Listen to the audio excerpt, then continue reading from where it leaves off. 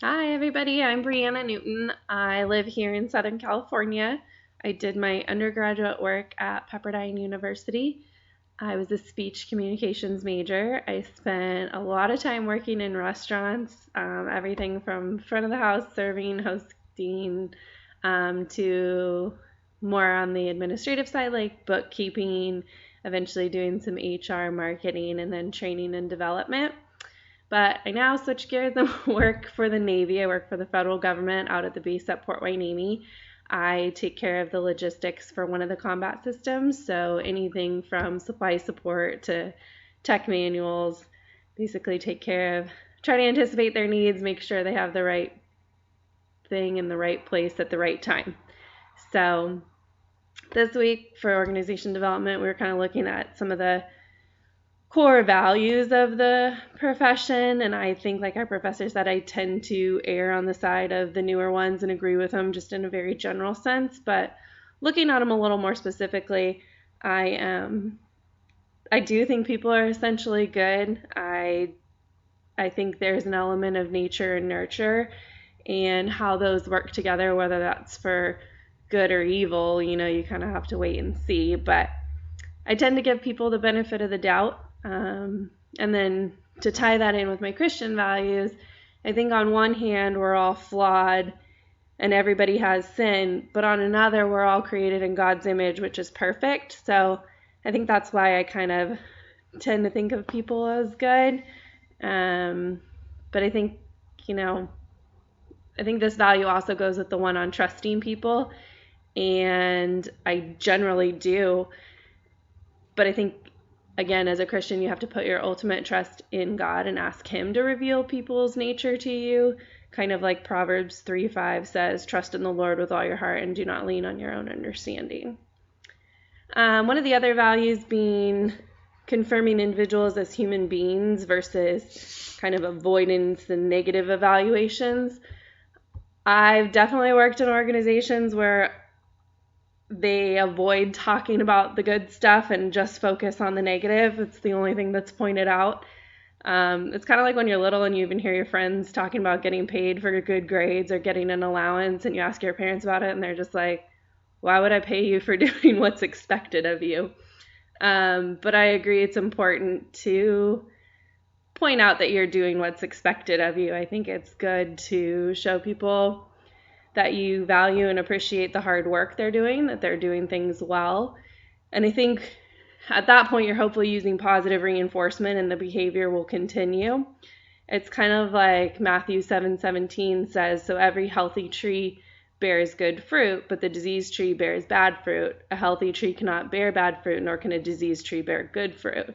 So you definitely want to build that healthy tree so you're getting good fruit out of your employees, you're getting productive, thorough work versus, cutting them down and starting kind of that cancerous disease in them where they just don't put the time and effort into the work because it's not valued.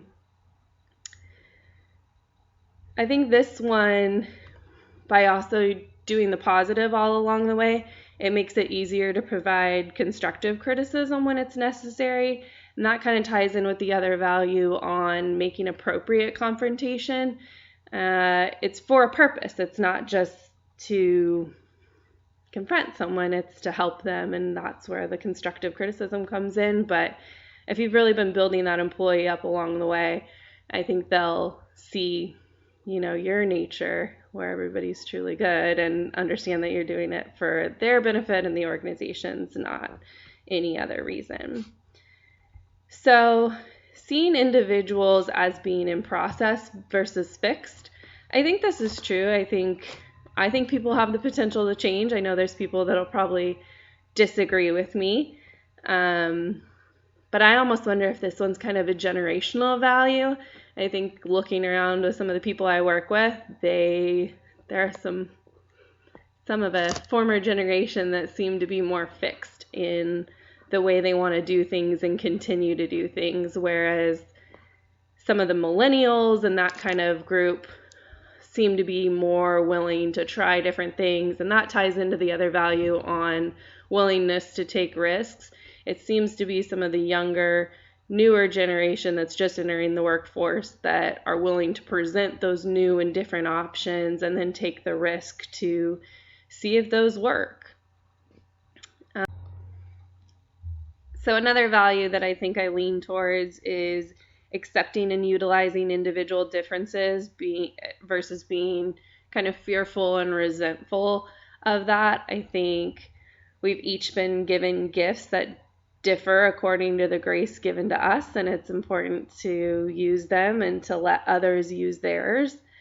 I think this kind of works with the other value about treating people as a whole person, that they're more than a job description.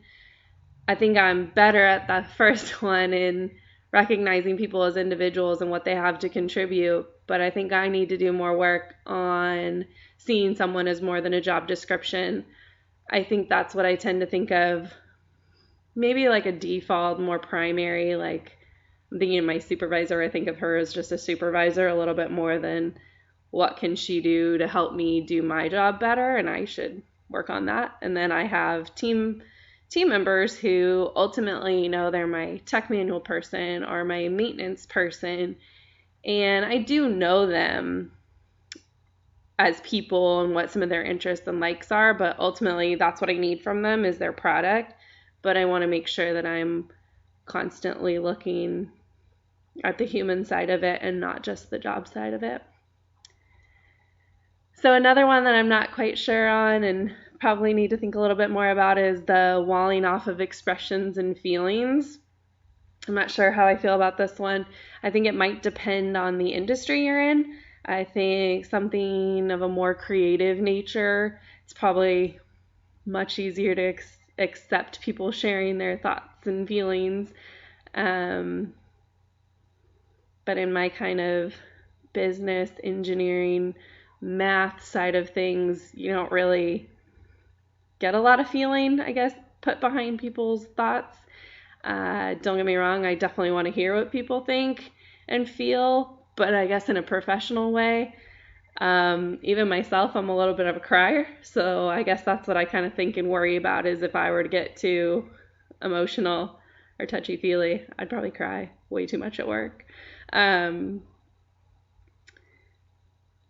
I think we have to, as a Christian, think about what we're saying and why we're saying it. So the verse is, we speak not to please man, but to please God who tests our hearts, and that's in Thessalonians. But there's also James 1:19 that says, let every person be quick to hear, slow to speak, slow to anger. Plus there's the fruits of the Spirit with self-control. So I think it's a matter of, you're welcome to say what you think and feel, but how it's done is, an important part to consider. The one on being authentic versus game playing and making good impressions, I strongly dislike the game playing and people who are just in it for making impressions. I, as an introvert, tend to be a little slower to make that impression anyway. But on top of that, I want relationships and interactions to be genuine. I feel like I can see through it when people are not being. And this one kind of goes with the value on competition versus collaboration. Collaboration to me is such the better option. I know it's different for everybody, but I don't personally thrive on competition. To me, it doesn't make me want to get better. It kind of makes me want to just shut down. It's probably more that introvert in me. But for collaboration, there's people at my work who have a very us versus them mentality, but I don't understand it. I think we're all on the same team. We're all working on the same project and ultimately towards the same goal or outcome. So I'm in favor of the collaboration. I think this goes back to trusting people. I think I do. And so when I find out I can't, if someone's being inauthentic and, just trying to make a good first impression, it's that much more disheartening for me. So judge not that you be not judged. The one about instead of using your power for personal prestige, but rather promoting kind of the organizational goals. I think my company does do a good job of this. I think people are promoted and given increasing responsibility for the good of the organization. But as kind of a non-member of that club, it's a little bit discouraging because they seem to come up against a lot of obstacles, and it seems like so many of their projects don't really go anywhere. So I still have to think about this one. But that isn't to say I favor the opposite. I don't think people should, use their status for maintaining power and personal prestige. I think it's still better to attempt work for the greater good. And then processes being essential to task accomplishment. I think this is true. I think of one particular job experience where we had to write down exactly how we did our job. I think it's important. I think at the time we were worried about getting laid off or fired, and that's certainly a consideration to be careful of as a manager when you're trying to implement process, is really communicating the why behind it. So it wasn't that good when that was kind of that overarching fear. But nowadays, I think I look at it as a little bit more of a strategic planning effort, and people are going to retire. People are going to change jobs. I talked a little bit about generational and differences, and I think younger generations are much more apt to move on to different positions versus staying with the same company and being loyal for 30 years. So having documentation as to how they do their job kind of gives you that continuity where someone else can just come in, step in, and do the job. So I think I'm looking forward to this class. I think it's going to be intense and quick, but I'm excited to learn how we can help develop our organizations and the individuals that make it up, as well as tips for change management. I think that's one of the most looked for qualities in leaders. Can they accept and support change? And I'm looking forward to working with all of you and learning from you. So see you in the forums. Thanks. Bye.